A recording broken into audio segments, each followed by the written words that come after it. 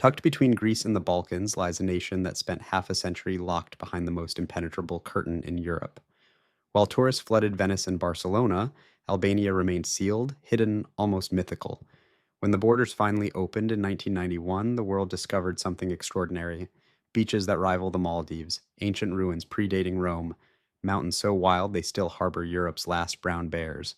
This is Albania, the country that time forgot to ruin. Before this journey begins, I want to try something special. I want to see how far these videos are going and how far you are watching from. Welcome to the channel, where we explore the world through real stories, hidden places, and unforgettable travel experiences. If you enjoy travel documentary videos like this, please like the video and subscribe. It truly helps this journey reach more corners of the world. Now tell me in the comments, which country are you watching from? And let's see how far this video can travel. All right, let's begin. The Albanian Riviera stretches along the Ionian coast like a turquoise ribbon unfurling between limestone cliffs and forgotten villages. Unlike the overdeveloped beaches of Croatia or Greece, this coastline remains raw, unpolished, stubbornly authentic. The water here glows with an unnatural clarity, shifting from pale aquamarine in the shallows to deep sapphire where the continental shelf drops away. Stand at the edge of the Logara Pass, and the entire coast spreads below you, a dizzying panorama of coves and beaches accessible only by winding dirt roads that test both your nerves and your vehicle's suspension. Dermi clings to the hillside above one of these beaches, a village of stone houses with terracotta roofs that cascade down toward the sea. The old families still live in the upper village, tending olive groves that have fed generations. Below, a newer settlement has emerged, small guest houses and beach bars that come alive in summer but never quite tip into the chaos that defines Mediterranean tourism elsewhere. The beach itself is a mix of white pebbles and sand, the kind that stays cool under your feet even in August heat. When the afternoon wind picks up, the water turns choppy and local fishermen pull their boats higher up the shore, reading the sea like a language they were born knowing. Further south, Jail Beach operates on a different frequency entirely. This is where young Albanians come to escape, drawn by word of mouth rather than Instagram algorithms. The beach clubs here pulse with music until dawn, but step away from the speakers and you'll find stretches of coastline where the only sound is waves collapsing onto stone. The cliffs surrounding Jail are honeycombed with caves, some shallow enough to explore by swimming, others plunging deep into the limestone where the darkness becomes absolute. Local legends speak of smugglers using these caves during the communist era, moving goods between Albania and Italy under cover of night, but no one who knows the truth is eager to share it. Butrint sits in the southern marshlands, a ghost of empires layered one atop another like geological strata. The Greeks built here first, carving a theater into the hillside that could hold thousands. The Romans expanded it, adding baths, forms, and a massive aqueduct that still arches across the landscape in broken segments. Byzantines raised basilicas decorated with mosaics, so intricate that each stone seems individually chosen for color and weight. Walk through Butrint, and you're reading a timeline of Mediterranean power, each civilization leaving its mark before retreating into history. The theater is the crown jewel, a semicircle of stone seats facing a stage where Greek tragedies once echoed across the valley. Sit in the upper rows, and the acoustics still work. A whisper from the stage reaches you with perfect clarity, a trick of geometry that modern engineers study but struggle to replicate. Beyond the theater, a pathway leads through dense forest to the baptistry, its floor a mosaic of animals and symbols, each creature rendered with an artistry that suggests the craftsmen saw their work as prayer made visible. Cranes, peacocks, and fish swim across the stone in patterns that have survived invasions, earthquakes, and centuries of neglect. The site sits on a peninsula jutting into Lake Butrint, connected to the mainland by a narrow channel that once made it nearly impregnable. Venetian towers still guard the water's edge, their stones stained by salt and time. In the marshes beyond, rare birds nest among the reeds, species that have vanished from most of Europe but persist here in this forgotten corner. Archaeologists keep finding new layers beneath the visible ruins, evidence of settlements that predate written records, pushing human presence here back into the fog of prehistory. Berat rises from the Vjosa River valley in tiers of white Ottoman houses stacked, so tightly they seem to lean on each other for support. The town earned its nickname, the City of a Thousand Windows, from the way these houses present their facades, each window a dark eye watching the valley below. This architectural style emerged from practical necessity during Ottoman rule, when taxes were assessed based on ground floor area, prompting builders to expand upward, creating homes that tower 3 and 4 stories high on foundations barely wider than a single room. The castle district crowns the hilltop, a walled neighborhood where families still live within medieval fortifications. Walk these cobblestone streets and you're navigating a maze that hasn't changed its essential layout in 6 centuries. Byzantine churches hide in narrow alleys, their interiors dark and cool, walls covered in frescoes that depict saints with elongated faces and sorrowful eyes. The iconography here follows rules established before the Renaissance changed how Europe saw the human form, making these images feel older than they are, windows into a mindset that valued the spiritual over the physical. From the castle walls, the view encompasses the entire valley, modern Berat spreading along the riverbanks, while the old quarters climb the slopes on both sides. The Gjirokastër Bridge spans the Osham, a stone arch built by the Ottomans to connect the two halves of the town. During spring floods, the river rises to within meters of the bridge's underside. The current so powerful, it carries entire trees downstream like matchsticks. Locals gather to watch, a reminder that nature here still commands respect, still sets limits that human ambition cannot ignore. Inside the castle, the Onufri Museum occupies a former church, its collection of religious icons representing the pinnacle of Albanian Byzantine art. Onufri himself was a 16th century master whose red pigment remains a mystery, a shade so vivid and lasting that scholars still debate its composition. His icons glow in the dim museum light, faces emerging from gold leaf backgrounds with expressions that shift depending on where you stand, an optical effect that seems almost supernatural until you understand the layering technique that creates it. The Albanian Alps rise in the north like a wall separating the country from Montenegro and Kosovo. These are the accursed mountains, a name that speaks to their reputation rather than any inherent malevolence. The peaks here exceed 2,000 meters, their slopes steep enough that villages cling to seemingly impossible locations, accessible only by roads that switch back and forth across the mountainside in patterns that induce vertigo even on a map. Thea sits in a valley so remote it remained effectively cut off from the outside world until the 1990s. The village follows the old stone tower architecture, each family compound centered on a coulee, a fortified tower built during the Blood Feud era when vendettas could span generations. These towers served as both home and fortress, their ground floors windowless, their upper stories pierced by narrow slits designed for defense rather than light. The Kanun, an ancient code of customary law, governed life here for centuries, its rules covering everything from hospitality to murder, creating a social order that functioned independently of whatever government claimed authority in distant Tirana. Today, Theth has transformed into a hiking hub, drawing trekkers who come to walk the trails connecting it to Valbona, another mountain village on the opposite side of the range. The path between them climbs to the Valbona Pass, crossing alpine meadows where shepherds still move their flocks in summer, living in stone huts that haven't changed in centuries. The pass itself sits at nearly 2,000 meters, a rocky saddle where the wind cuts across the ridge with enough force to knock you sideways if you're not prepared. On clear days, the view extends to Montenegro's peaks, a landscape so wild it could pass for wilderness anywhere on Earth. Blue Eye Spring emerges from the earth near Sarandë, a pool of water so deeply blue it seems artificially colored. The spring feeds from an underground river, its source unknown, despite multiple attempts by divers to explore the system. The visible pool is just the surface expression of something vast and hidden beneath the limestone, water welling up from depths that remain unmapped. Stand at the edge and you can see down perhaps 15 meters before the blue becomes so intense it turns opaque, a color that exists nowhere else in nature with this particular saturation. The water temperature holds constant at roughly 10 degrees Celsius year-round, cold enough that swimming becomes an endurance test even in summer heat. The spring's outflow creates a small river that winds through oak forest before joining the larger Bistrice. Its temperature drops noticeable even where the waters mix. Locals consider the spring sacred, attributing healing properties to its water, though the real magic lies in the geological accident that created this particular shade of blue. Light penetrates the clear water and reflects off the white limestone bottom, filtered through depth in a way that isolates the blue wavelengths while absorbing everything else. Gjirokastër spreads across a hillside in southern Albania, its old town a cascade of stone houses with distinctive slate roofs that give the city its nickname, the City of Stone. These houses represent a unique architectural form developed over centuries to suit both the steep terrain and the defensive needs of wealthy merchant families. Each house sits on a foundation cut directly into the slope, its lower floors half buried in the hillside to provide stability and temperature control. The upper floors cantilever outward, supported by wooden beams and stone corbels, creating overhanging second and third stories that seem to defy gravity. Inside, the houses follow a consistent pattern. Ground floors served as storage and workspace, windowless rooms where goods could be kept secure.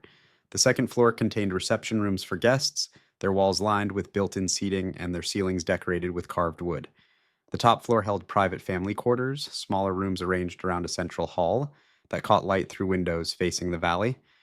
Every house of consequence included a tower room, a separate structure connected to the main building but defensible on its own, a reflection of the blood feud culture that shaped Albanian society until the communist era.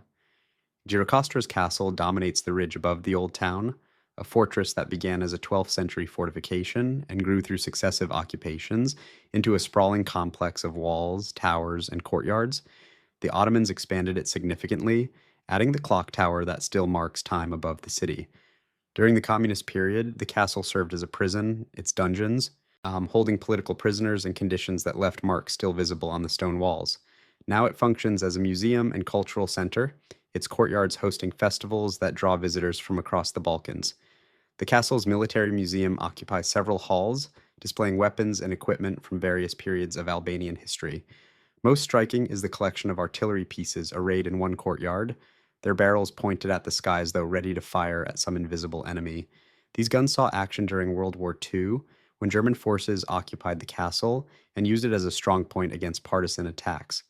The partisans eventually prevailed, their victory commemorated by monuments that dot the hillside below the fortress walls.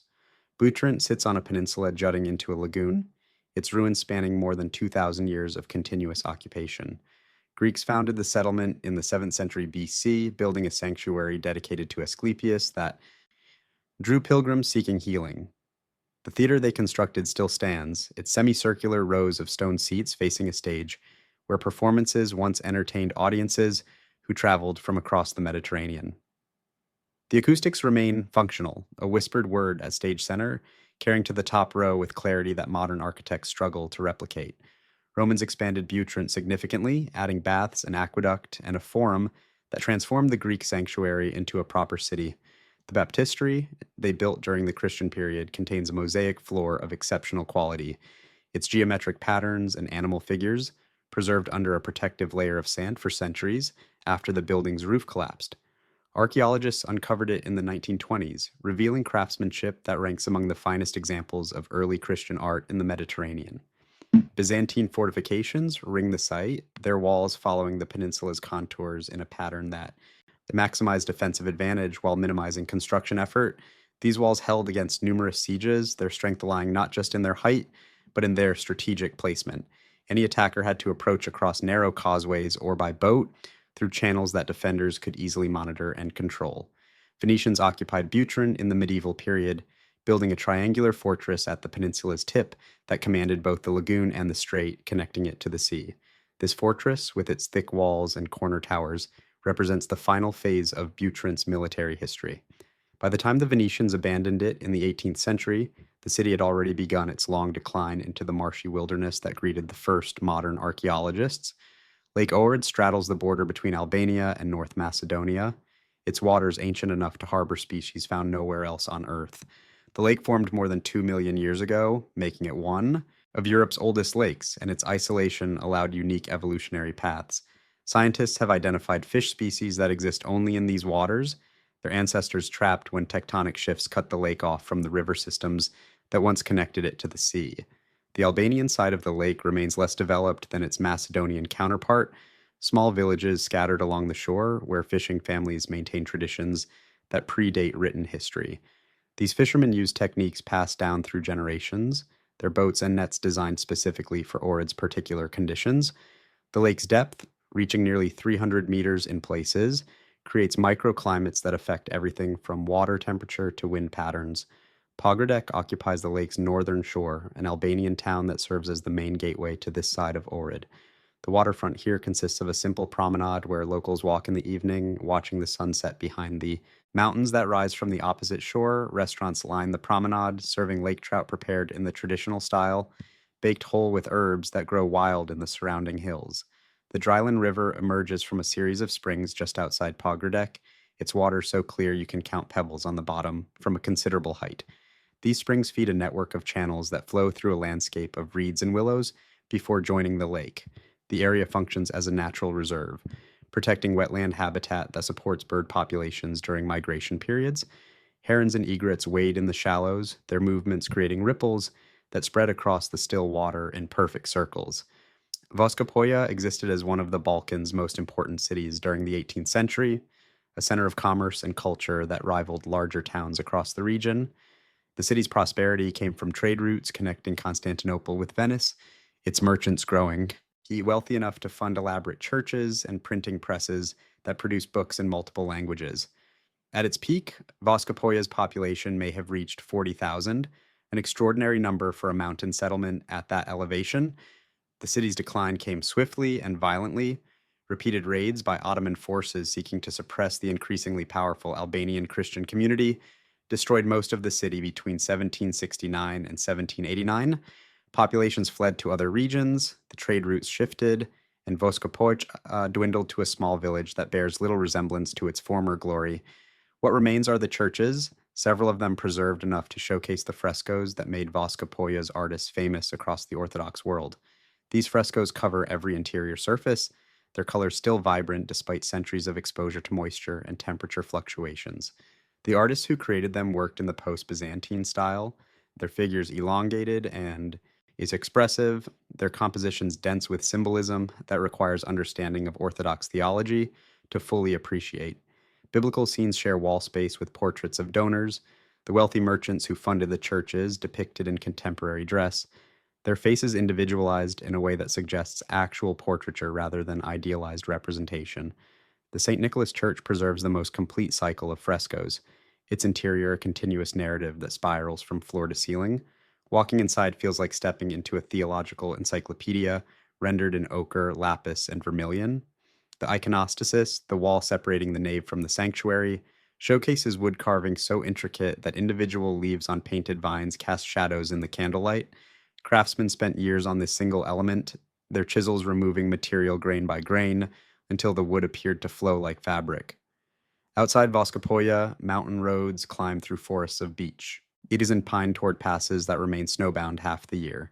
These routes connect to the Korçë plateau, a high valley system that functions as Albania's breadbasket. The plateau's elevation provides cooler summers than the coastal regions, making it ideal for crops that struggle in Mediterranean heat. Fields stretch toward distant peaks, their boundaries marked by stone walls assembled without mortar, each rock selected for how it fits against its neighbors. Korçë itself sits at the plateau's center, a city whose architecture reflects a complex history. Ottoman-era houses with overhanging upper floors stand beside Italian-style buildings from the brief period when Italy occupied Albania. The city's most distinctive feature is its bazaar, a covered market where vendors sell everything from hand-woven carpets to locally produced cheese. The carpet designs follow patterns specific to this region, geometric motifs and earth tones that distinguish them from textiles produced in other parts of the country. The National Museum of Medieval Art occupies a building that once served as a mosque, its collection spanning centuries of Albanian religious painting and sculpture. Icons line the walls, their gold leaf catching light from windows set high in the walls. These aren't museum pieces in the Western sense, but devotional objects that once hung in churches across southern Albania, their surfaces darkened by centuries of incense smoke and candle soot. Conservation efforts have revealed layers of overpainting, later artists updating older works to match contemporary tastes, rather than creating entirely new pieces. South of Korçë, the terrain becomes increasingly rugged as roads approach the Greek border. Villages here maintain a character distinct from those in the north, their houses built from local stone in styles that owe as much to Greek traditions as Albanian ones. Family compounds consist of multiple buildings arranged around courtyards, their walls high enough to create privacy while still allowing conversation between neighbors. The Kolonjë region occupies the mountainous zone between Korçë and the Vjosa River Valley, an area so remote that some villages remained inaccessible by vehicle until the late 20th century. These settlements cling to slopes at angles that seem to defy practical habitation, their buildings terraced into hillsides where every flat surface had to be created through generations of labor. Residents speak dialects so distinct that linguists travel here specifically to document speech patterns found nowhere else in Albania.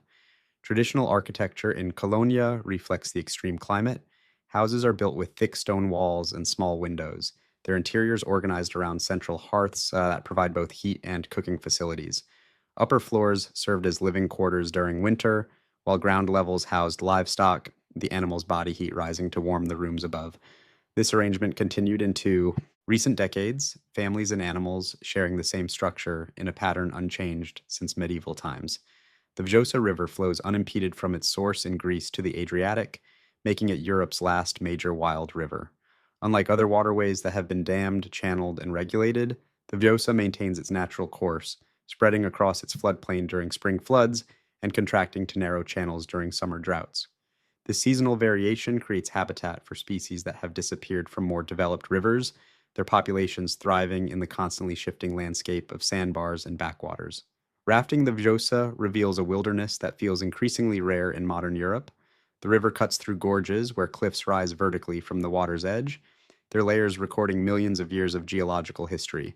Rapids form where the channel narrows, the water accelerating over submerged rocks before spreading into calm pools that reflect the sky.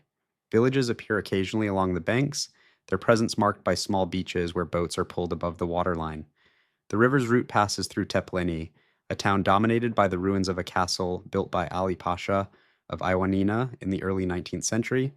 This Ottoman ruler controlled much of southern Albania and northern Greece, his power base strong enough to challenge the Sultan's authority in Constantinople. The castle served as both fortress and palace, its walls enclosing courtyards where Ali Pasha received visitors and plotted the expansion of his semi-independent state.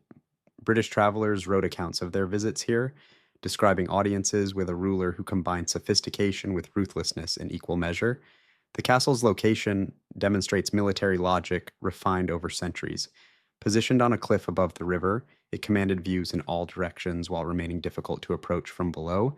Supplies could be delivered by river, making prolonged sieges impractical for attackers. The structure's current state shows the effects of both time and conflict. Walls breached in places, roofs collapsed, vegetation growing from cracks in the masonry. Downstream from Teplene, the Vjosa enters its final valley before reaching the coast. The landscape opens, mountains receding as the river spreads across a wider floodplain. This zone functions as crucial habitat during bird migrations, wetlands forming in areas where the river overflows its main channel. White storks nest on telephone poles and ruined buildings, their large stick nests visible from considerable distances. In autumn, flocks of pelicans rest here during their journey from breeding grounds in Eastern Europe to wintering areas in Africa. Vlorë occupies the coast where the Adriatic meets the Ionian Sea, Albania's second port, and a city whose history reflects every power that sought control of these strategic waters. The ancient Greeks established a colony here. The Romans built roads connecting it to their Balkan territories, and later powers from Byzantines to Ottomans recognized its value as a naval base. In 1912, Albanian independence was declared in this city, the nation's flag raised for the first time in a ceremony that established Vlorë as the symbolic birthplace of the modern Albanian state. The waterfront combines working port facilities with areas developed for tourism, a balance that creates friction during summer months when visitors crowd beaches adjacent to commercial shipping operations. The city spreads along the coast and up into surrounding hills, neighborhoods stacked vertically as available flatland proved insufficient for expansion. Upper districts offer views across the bay to the Karaburun Peninsula, a mountainous finger of land that protects the harbor from storms blowing in from the west. Karaburun remains one of Albania's least accessible regions despite its proximity to Vlorë. A peninsula lacks paved roads, its interior consisting of rugged limestone ridges covered in maquis vegetation. Reaching the peninsula requires either a boat journey around its coast or a difficult overland trek from the base where it connects to the mainland. This isolation has preserved a landscape largely unchanged by human activity, forests growing undisturbed, and wildlife populations maintaining natural densities. The peninsula's western coast drops steeply into the Ionian Sea, cliffs plunging into water so deep that anchoring becomes impossible close to shore. Sea caves riddle these cliffs, some large enough for boats to enter, their interiors echoing with the sound of waves. The water here possesses exceptional clarity, visibility extending dozens of meters down, revealing rocky bottoms where Mediterranean monk seals once hauled out in numbers. These critically endangered animals still appear occasionally, their sightings reported by fishermen who maintain a tradition of protecting the seals rather than hunting them. The coastline south of Karaburun transforms into a series of protected bays and coves, where the mountains meet the sea in configurations that create natural harbors. This stretch includes some of Albania's most photographed beaches, though the term beach requires qualification. These are not expanses of sand, but rather small crescents of white pebbles, backed by cliffs, accessible only by boat or steep footpaths carved into rock faces. The water transitions through shades of turquoise and sapphire, depending on depth and light angle, creating effects that appear artificially enhanced until you stand at the shore and confirm the colors are real. Himarë occupies a particularly dramatic section of this coast, a town built on terraces that cascade down a steep slope toward the sea. The upper town retains stone houses from the Ottoman period, their architecture reflecting Greek influence from a time when this coast maintained closer cultural ties to Corfu than to inland Albania. The castle above Himarë, though mostly ruined, provides context for the town's defensive history. Pirates operating from bases across the strait made coastal settlements vulnerable, and only towns that could retreat to fortified positions survived repeated raids. Below the old town, modern development has filled available flat land near the beaches, creating a contrast between the stone and tile of traditional construction and the concrete and glass of structures built in the past 2 decades. Summer brings an influx that strains infrastructure designed for a smaller population, water supplies becoming unreliable, and roads congested beyond their capacity. Yet outside peak season, Himarë returns to a quieter state where the sound of waves becomes the dominant ambient noise. The coast road between Himarë and Sarandë ranks among the most spectacular stretches of highway in the Balkans.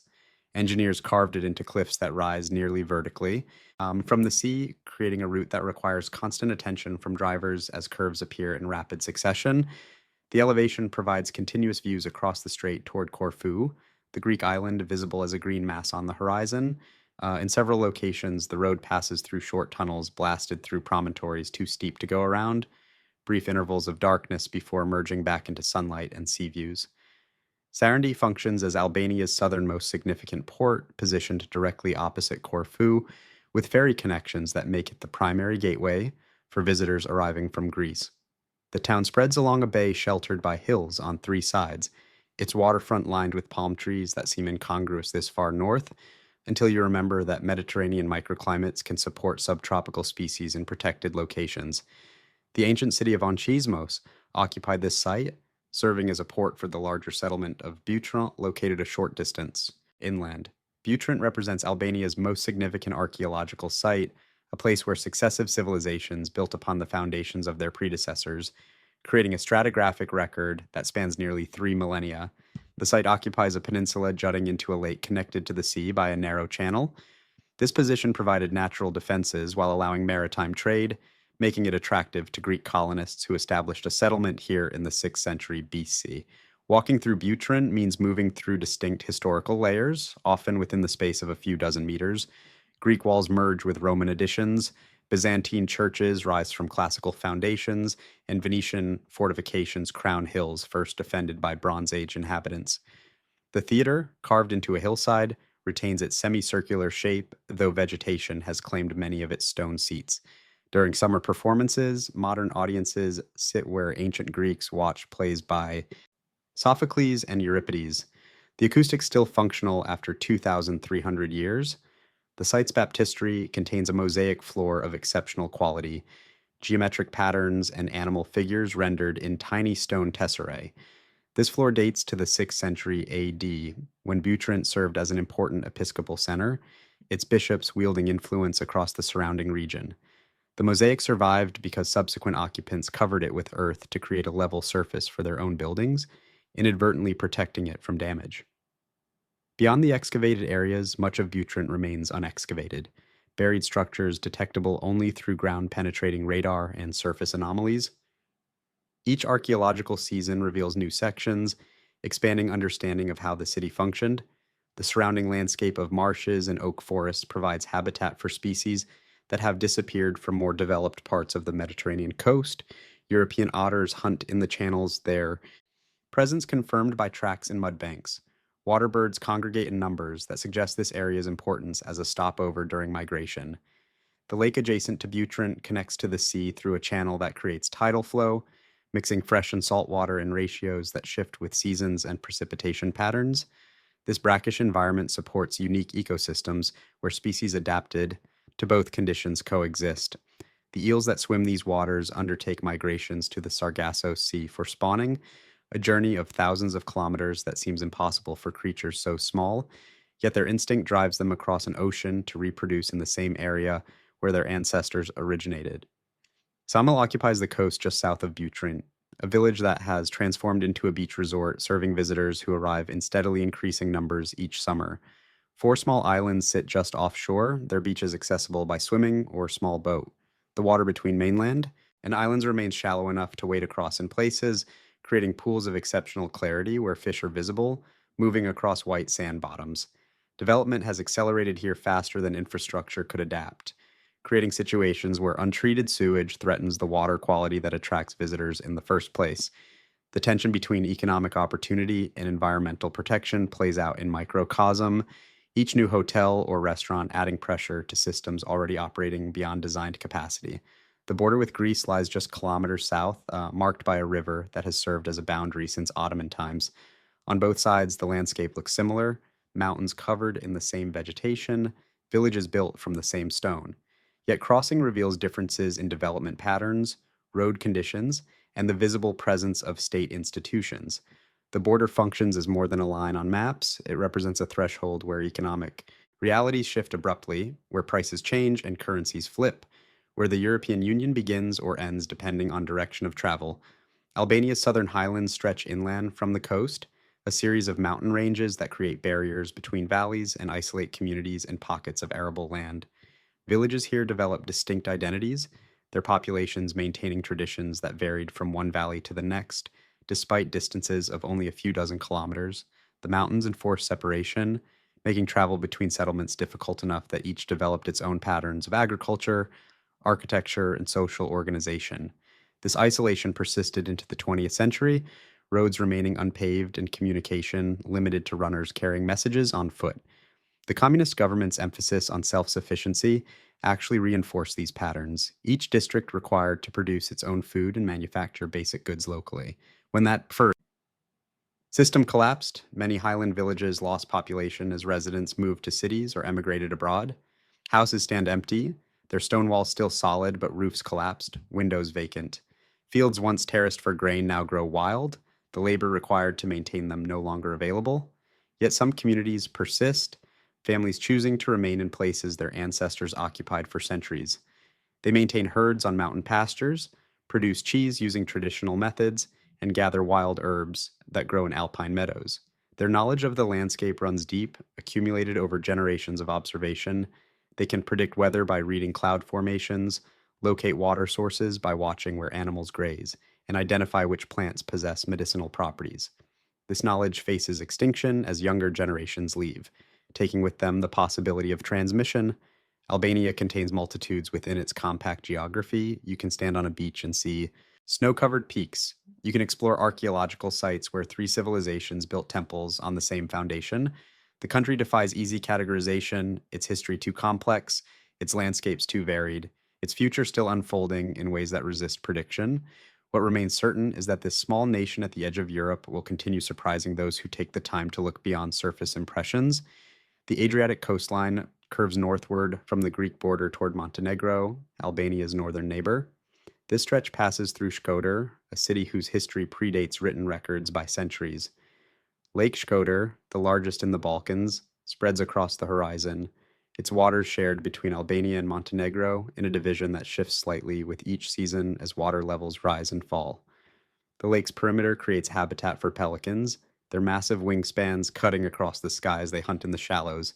Rozafa Castle occupies a rocky outcrop above Shkodër, its walls following the natural contours of stone shaped by millennia of erosion. Legend claims a woman was immured in the foundations during construction, a sacrifice demanded by local tradition to ensure the structure's stability. Whether truth or myth, the story reveals something about how communities here understood the relationship between human effort and forces beyond human control. The castle's position commanded trade routes connecting the Adriatic to inland valleys, making it a prize, fought over by Illyrians, Romans, Byzantines, Venetians, and Ottomans in succession. Inside the castle walls, a small museum displays artifacts recovered from the site, pottery shards, and weapon fragments that speak to daily life during various occupations. The view from the ramparts extends across the entire Shkodër plain, a patchwork of agricultural land crossed by rivers that flood predictably each spring. Farmers have learned to work with these cycles rather than against them, planting crops that benefit from periodic inundation and harvesting before the next flood arrives. The road from Shkodër toward Theth passes through landscapes that grow progressively more vertical. Valleys narrow, mountains close in, and evidence of human habitation becomes sparse. This is the domain of shepherds who move flocks between elevations, following patterns established before national borders existed. Their routes cross into Montenegro and Kosovo without regard for political boundaries, the mountains recognizing no authority except weather and season. Albanian cuisine reflects geography as much as history. Coastal regions favor seafood prepared simply, grilled over charcoal with lemon and olive oil, ingredients that let the fish speak for itself. Inland, the diet shifts toward lamb and beef, meat slow cooked until falling from the bone, served with bread baked in wood fired ovens. Each region claims its own variation on byrek, layers of phyllo dough filled, with cheese, meat, or vegetables, the specific combination marking regional identity as clearly as dialect. Coffee culture here follows Turkish traditions, thick and sweet, served in small cups that require multiple refills over the course of a conversation that might last hours. The act of drinking coffee functions as social infrastructure, creating space for discussion and debate that extends beyond the beverage itself. Cafes fill each afternoon with men playing backgammon, the rattle of dice and movement of pieces providing rhythm to conversations that range across politics, family, and the inevitable comparisons between life now and life before the communist era ended.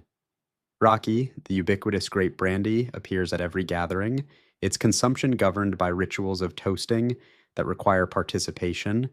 Refusing a glass risks giving offense, the drink functioning as more than alcohol, but as symbol of hospitality and trust. Homemade varieties vary wildly in quality and strength. Some smooth enough to drink easily, others harsh enough to strip paint. Hosts take pride in their Raki, the distillation process passed down through families, each claiming their method produces superior results. The Albanian language stands alone, unrelated to the languages surrounding it. Linguists classify it as its own branch of Indo-European, its closest relatives extinct for millennia. This isolation created a vocabulary rich in words that resist direct translation, concepts specific to Albanian experience that require explanation rather than simple equivalence. The language survived centuries when speaking it publicly carried risk, preserved by families who taught it to children in defiance of prohibitions. Music here varies by region as dramatically as architecture. Northern Highlands maintain traditions of polyphonic singing, multiple vocal lines interweaving in harmonies that sound ancient because they are. These songs require no instruments, the human voice sufficient to create complexity that Western musical theory struggles to notate. Southern styles incorporate instruments, the kifteli and lahuta, providing rhythmic and melodic foundations for songs that tell stories of heroes and heartbreak.